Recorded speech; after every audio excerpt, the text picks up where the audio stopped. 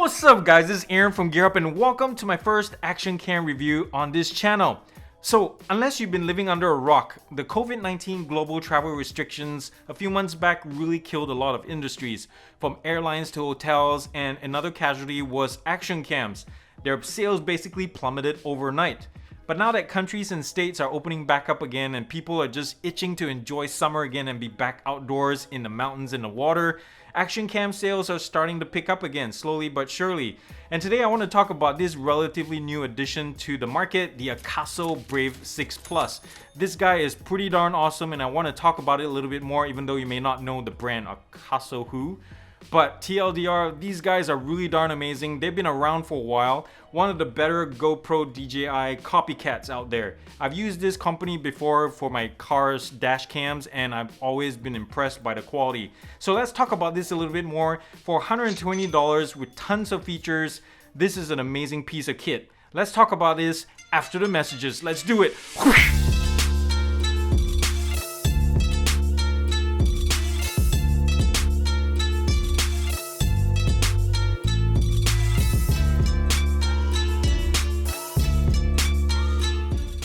So here it is guys, the Akaso Brave 6 Plus, a $120 action cam that has way more features than its price actually suggests. And of course, it comes into a market that's already full of GoPro and DJI knockoffs and copycats. So we'll see how well this thing does. We'll take a closer look at the camera itself and then move on to the companion app from there. And by the way, this guy comes with tons of accessories in the box. I'm not going to talk about them too much because they're pretty standard fare stuff. Attachments for your helmet or your wristband and such, underwater case. But they come in these really cool packaging and I wanted to show them to you. Package 1, 2, and then 3. It's really nice. So the Brave 6 Plus stands as a pretty standard size action cam. It is neither the lightest nor smallest, but it's not bad. It runs 60 millimeters across, 40 up, and 20 in, and it weighs 82 grams with the battery inside, so it's not bad. You don't really feel it, especially once it's on your head in the helmet or body mounted. You don't really feel that it's there. It does get pretty bulky with the underwater case, but that's pretty much expected, right? Now let's look at the quick stats on this guy. It has native 4K pegged at 30 frames per second. 60 is available from lower resolutions, 1440 all the way down, which is pretty much standard fare nowadays. It also has Akaso's version 2.0 of their 6-axis electronic stabilization. And we'll talk about that a little bit more later in the video, but TLDR, this thing is pretty darn amazing. It also, in the box, comes 2 batteries, and each one is rated at 1350 milliamp hours, and which gives you about 30 minutes or to 45 minutes of recording time each, depending on the resolution you use. It also has an 8x zoom in here. You can also adjust the angle of view from wide angle to narrow.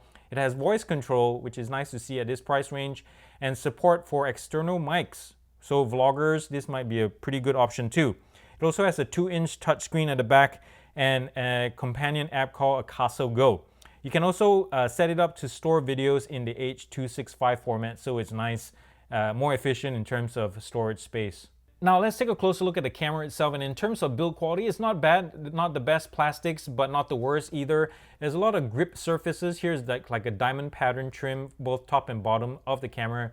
And on the sides, they're like some waveform designed to the plastics. So not bad at all. This trim piece, by the way, the diamond trim piece do pop off pretty easily, so just be mindful of that. But overall, it's not bad. You can squeeze it and there's not a creak. There's not much of creaking except for the buttons. And each button, by the way, when you press it, I'm not sure if you can hear it, has a different sound. So even the up and down buttons have different sounds. This one's quiet and this one's noisy. So they all impart different quality of button presses. So for what it is, for the price, it's not bad. Now let's look at the front, starting, at the business end. The camera lens hood sticks out from the body pretty far out, which is pretty typical of action cams. You can't be called an action cam without a protrusion like a wart. Here's the name, which is, I think, in Arial, which is pretty hideous. And down here's the mic, and over here's the power button surrounded by an LED ring. Now we hold it down and it turns blue. Now on the left side of the camera, you see the speaker grill. The speaker itself is pretty pathetic, so don't rely on that too much, guys. Here is a rubber flap that when you pop it open, and the flap itself is pretty good quality. It's nice and soft, but I expect it to snap over time from this tab, so please be gentle with it. You'll reveal a micro HDMI port right here and USB-C, and here is where you can connect to an external mic, guys, which is really nice and convenient for vloggers. But speaking of vlogging, I wish Akaso had Included at the bottom here is a threaded camera mount directly into the case, which would have made it easier and quicker to connect to your tripod or gimbal instead of relying on attachments. Now, over on the right side of the camera, you see a plastic door. This is where it will reveal the battery as well as the micro USB slot. The door itself is pretty strong, nice and springy. The battery itself has a tab that you can pull it out to quickly remove, and a nice spring-loaded micro USB slot. Over at the top here is the capture button on the right side, so when you're looking at it this way, you can press this to take pictures or stop your video. This is for scrolling, and also if you hold them down, they activate digital zoom. Now, over in the back is a 2-inch touchscreen, which is pretty nice. It's not your cell phone grade of touch responsiveness, and it has low frequency response, so it is a little bit jerky when you scroll around and such like that, and when you look at videos and all that. But the responsiveness is there. It all handles swipes pretty well. Once you get used to all the different controls, it's really intuitive, and there's tons of settings once you delve into it. There's so many things to play with, so it is nice to have, and it's pretty much of a battery sipper, so that's also a good thing. And by the way, all these surfaces, both on the touchscreen as well as the camera lens, are plastic, so they're going to be scratch prone. Protect them in the case, like an underwater case, or slap some kind of screen protector or something on them and you'll be fine. But yeah, I don't like that they're plastic. So here is the screen interface for the Brave 6 Plus, guys. It's very easy, very simply laid out, mostly done by swipes, but you can activate a lot of functions by directly pressing on specific icons. I want to highlight a few of the features, but let's look at the swipe functions first. You swipe down, you can activate a lot of the main functions: Wi-Fi on and off to connect with your Akaso Go companion app, voice control on, off, lock, and power off. You swipe up to exit. You swipe from the bottom again, you go into all the different settings for both video and photo. You swipe down to exit, and then from the main screen, if you swipe left or right, you can just switch quickly between video or camera mode. You can just quickly sweep across the same direction, and you switch between the two modes pretty quickly. Now, there are a couple of features in the video mode that makes this really more than an action cam. You can turn on driving mode, which makes this into a really simplified dash cam. You connect the power to the USB-C here, and you can power this on as a dash cam. You can do this, it'll record things on the loop. Unfortunately, this doesn't have any kind of motion detection or whatever, or impact sensors.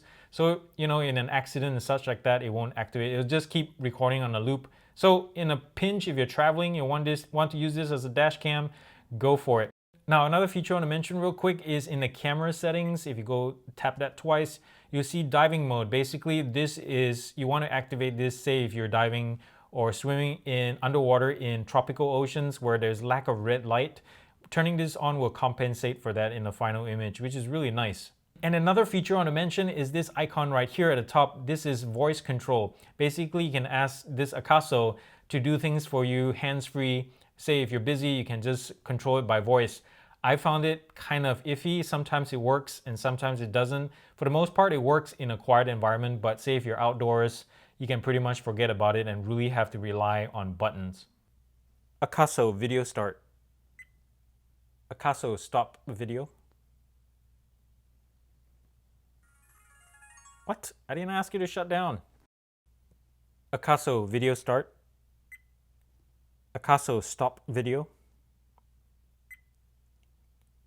Akaso, photograph. I said photograph.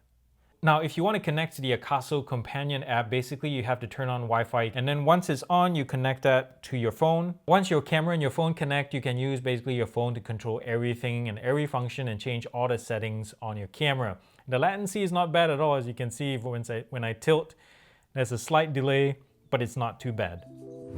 So guys, if you haven't heard over the grapevine, I am trying to get to 5,000 subscribers. Yes, right here. And only you can help me get there, guys. So if you'd like to see more videos like this and would like to help support this channel, please consider subscribing down below and mashing and killing the button. That would be super helpful. Thank you in advance, guys. Back to the program. That way. Alright guys, now let's talk about some of my favorite bits of the Brave 6 Plus, and first thing on the line is that bloody awesome 6-axis stabilization. It's Akaso's version 2.0 of their EIS that they've had in their devices for quite some time now, but this version is so effective, so good. Now if you look at some of the samples that I shot after this, and I compared this with my Lumix G85 whenever I could. Now the Lumix G85 has in-body as well as lens stabilization, so combined it's one of the best in its class. but even when you see it side by side, it's not even a contest. The Akaso wins every single time. It is that good. But you also will notice that it has its limitations once you hit an activity that's a little bit more heavy, like running or jumping up and down. Then you see that the EIS does struggle in the Akaso. But for $120, I dare you to find one that is this good. Look at the samples, guys. It's really that good.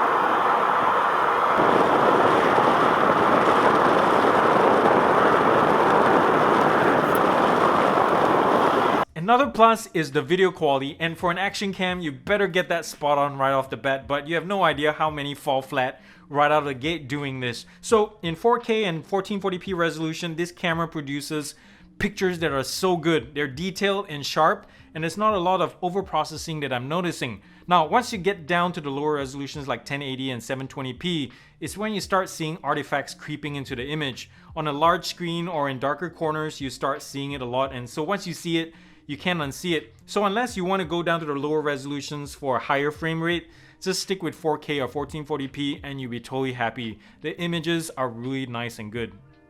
Okay, let's not forget that this is $120, and the fact that you can add an external microphone via USB-C, it's major, guys. I wish more camera makers would do this at this price range or just in general. It's a nice little small addition with huge consequences, especially for vloggers and for people who make fail videos on ski slopes.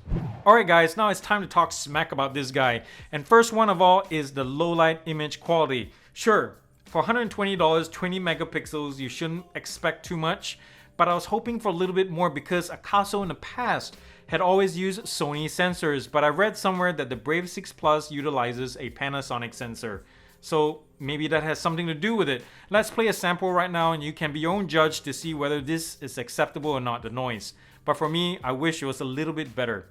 So as you can see, the video quality suffers in low light. There's a lot of noise. It does push the shadows a little bit up to make it a little bit brighter, but it just makes for a really noisy picture. And so bear this in mind when you're in low light situations or just nighttime. Photography or videography, this is going to be something you have to expect. This is what you get for the price range. As you move up in the totem pole, you're going to get better nighttime quality, but in this case, it's okay, it's acceptable, but you know, just wanted you to have a see what this looks like. So my last two problems have to do with audio, and some of you may find these minor enough to just be fine with it, but for me, they stood out enough for me to dump it here. The first one is the built-in mic. I wish that too, some kind of stereo or something like that. That single mic just doesn't do it, guys. So, you know, it's par for course for this price range, but it would have been nice to have a second microphone or more. The other one is the voice control. It just downright sucks. In a noisy environment, just forget about using it. And in quiet environments, it's really a hit or miss. Akaso photograph. Akaso shut down. Akaso shut down. Akaso shut down. Akaso shut down. Akaso shut down. Akaso shut down. No? Alright.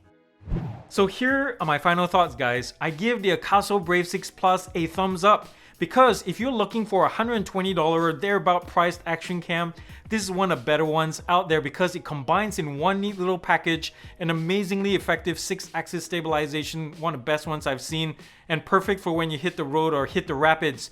A really battery sipping processor, so each battery lasts a longer time. 2-inch touchscreen, external mic support, really good image quality, and tons of accessory, a great rugged body. What more can you ask for $120? So check it out, guys. This will be perfect for your outdoor trips. So there you have it, guys. Thank you so much for watching this episode, and I always enjoy having you guys here. In fact, come back next Friday when we talk about this guy, the TicWatch Pro 2020 version. Is this any better than the previous model? Let's find out together, and it's going to be a pretty cool video. But in the meantime, if you haven't already and would like to support this channel and see more content like this, please consider visiting my Patreon page down below, and there are a couple ways that we can connect there. And if you haven't already, please consider subscribing to this channel. Mash and kill that button, guys, and tell your friends and family and just pass the word around. And if you haven't already, remember to thumbs up if you like this video, yes, and comment nicely down below. And thumbs down. Thumbs down to the black flies in my backyard. No, not this black fly. This black fly. It's the worst kind I've ever experienced. It bites like a mosquito, but the itch and the wart stays there like for weeks. I don't like it. Moving here was great and all to Maine, but the black flies are the worst. So thumbs down to the black flies for ruining my summer. But thank goodness you're only alive for a month. So adios. I think you're on the way out. So goodbye black flies and hello mosquitoes. Anyways, hope you guys have a great week, guys. Happy Juneteenth, the unofficial holiday of abolishment of freedom of slavery. And remember to do something kind and something nice for somebody out there. There's always someone needing some love. So I'll see you next time, guys. God bless and peace out.